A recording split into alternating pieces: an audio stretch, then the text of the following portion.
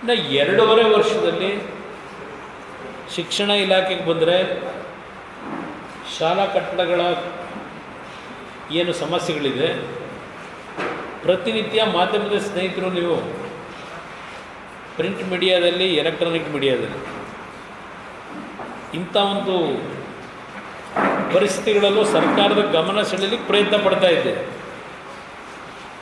ಆದರೆ ನೀವು ಸರ್ಕಾರದ ಗಮನ ಸೆಳೆಯತಕ್ಕಂಥದ್ದಕ್ಕೂ ಈ ಸರ್ಕಾರದಲ್ಲಿ ಗಂಭೀರವಾದಂಥ ತೀರ್ಮಾನಗಳು ನಾವು ಕಾಣ್ತಾ ಇದ್ದೇವೆ.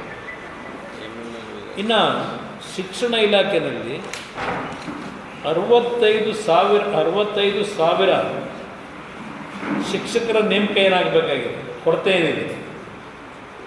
65,000 ಶಿಕ್ಷಕರನ್ನ ನೇಮಕಾತಿಯನ್ನೇ ಮಾಡಿಲ್ಲ.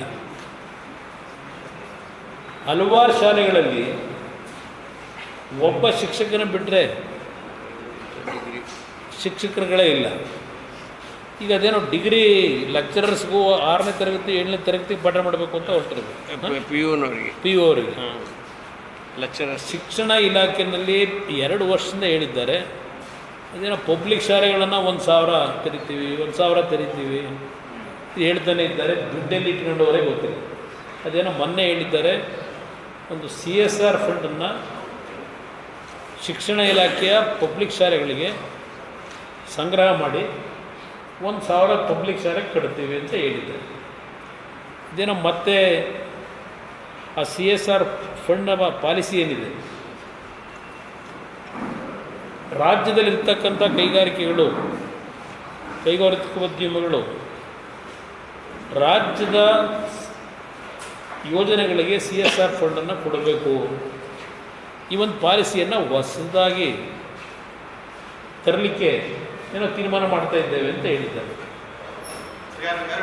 CSR ಫಂಡು ಮುಖ್ಯಮಂತ್ರಿಗಳು ಸರ್ಕಾರವೇ ಹೇಳಿದೆ, ಬೇರೆ ಯಾರು ಹೇಳಿರೋದಲ್ಲ. ಸರ್ಕಾರದಿಂದ ಮೊನ್ನೆ ಕ್ಯಾಬಿನೆಟ್ಗೆ ಒಂದು ಪಾಲಿಸಿ ತರಬೇಕು ಅಂತ ಹೇಳಿ ಮತ್ತೆ ಅದನ್ನೇನೋ ಮುಂದಿನ ಕ್ಯಾಬಿನೆಟ್ಗೆ ಡೆಫರ್ ಮಾಡಿದ್ದೀವಿ ಅಂತಲೂ ಹೇಳಿದ್ದಾರೆ.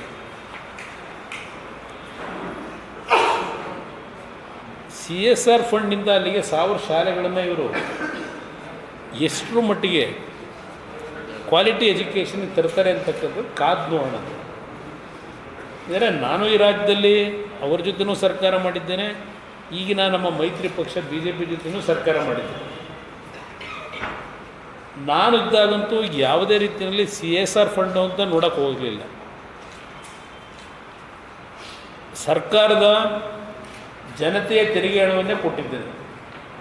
2006-07ರಲ್ಲೂ 100 ಶಾಲೆಗಳನ್ನು, ಹೈಸ್ಕೂಲ್ಗಳು, first grade college, second grade college, PUCಗಳು, ವಸತಿ ಶಾಲೆಗಳು, ಅದಕ್ಕೆಲ್ಲ ಹಣ ಒದಗಿಸ್ಕೊಟ್ಟಿದ್ದೀವಿ.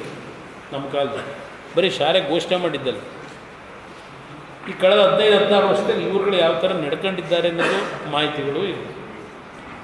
ಇವ್ರ ಜೊತೆ ಸರ್ಕಾರ ಮಾಡಿದಾಗಲೇ ನಾನು ಪಬ್ಲಿಕ್ ಶಾಲೆ ಘೋಷಣೆ ಮಾಡಿದ್ದು. ಕಾಂಗ್ರೆಸ್ ಪಕ್ಷದ ಜೊತೆ ಸರ್ಕಾರ ಮಾಡಿದಾಗಲೇ ನಾನು ಏನೋ ಒಂದು ಪಬ್ಲಿಕ್ ಶಾಲೆಗಳ ಮುಖಾಂತರ ಹಳ್ಳಿಯ ಮಕ್ಕಳು, ಬಡ ಕುಟುಂಬದ ಮಕ್ಕಳು ಸಹ ಶ್ರೀಮಂತ ಮಕ್ಕಳ ರೀತಿಯ ಒಂದು ಕ್ವಾಲಿಟಿ ಎಜುಕೇಷನ್ ಕೊಡಬೇಕು ಅಂತಕ್ಕಂಥ ನಿರ್ಧಾರ ಮಾಡಿದ್ದೆ. ಅದಕ್ಕೋಸ್ಕರಲೇ ಆ ಯೋಜನೆ ತಂದಿದ್ದು. ಆಗ ಹಣನ ಬಿಡುಗಡೆ ಮಾಡಿದ್ದೀನಿ ನಾನು. ಇಲ್ಲಿ ಇವತ್ತೇನಾಗ್ತಿದೆ, ನಾನು ಅದಕ್ಕೆ ಹೇಳಿದೆ, ಸರ್ಕಾರ ಬಜೆಟ್ನಲ್ಲಿ ಘೋಷಣೆ ಮಾಡಿರ್ತಕ್ಕಂಥ ಇಲಾಖೆವಾರು ನೀವು ಲೆಕ್ಕ ತೆಗೆದರೆ ಯಾವುದೇ ಇಲಾಖೆ ಈ ಬಾರಿ 100% ಅನುದಾನ ಕೊಟ್ಟಿರ್ತಕ್ಕಂಥದ್ದು ಖರ್ಚು ಮಾಡತಕ್ಕಂಥ ಪರಿಸ್ಥಿತಿ ಇಲ್ಲ ಇವರು.